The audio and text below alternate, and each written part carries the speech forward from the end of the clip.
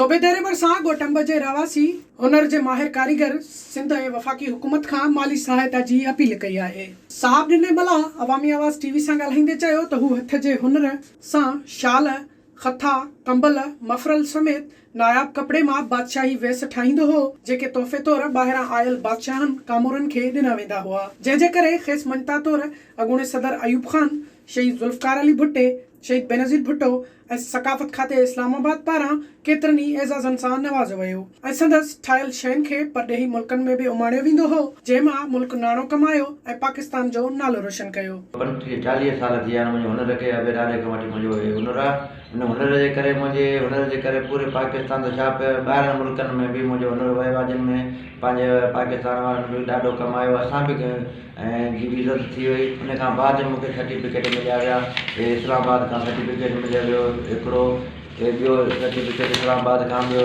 हुते लोकवाल सां मूंखे मिलियो वियो। उन खां बाद में पाकिस्तान जे तरफ़ां इहो जेको आहे पाकिस्तान हुकूमत पाकिस्तान डिवीज़न जे तरफ़ां मूंखे लेटर मिलियो। उन खां बाद जनरल मुशर्रफ साहिबु मूंखे एवॉर्ड नवाज़ियो वियो, जंहिंमां अहिड़ी शइ ठाही जेका पूरे पाकिस्तान में कंहिं बि न ठाही। उन ते मुंहिंजे सदर मुशर्रफ साहिबु मूंखे एवॉर्ड ॾिनो। उन खां बाद में उहो एवॉर्ड जनाब शहीद लिबास साहिबु जेको सिंध जो गवर्नर अॻूणो हुयो, उहो मूंखे एवॉर्ड पाराए वियो, जेको तव्हां ॾिसी सघो था।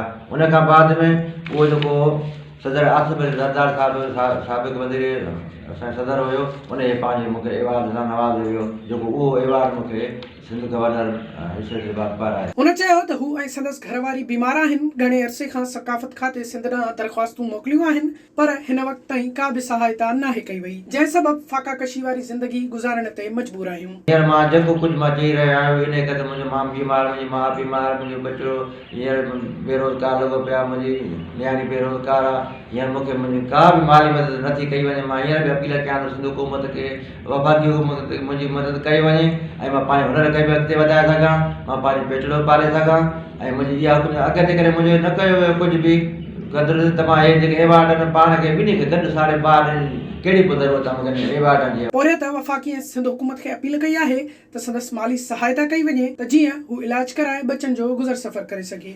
विज़िट कयो अवामी आवाज़ मीडिया ग्रुप जी वेबसाइट awamiawaz.pk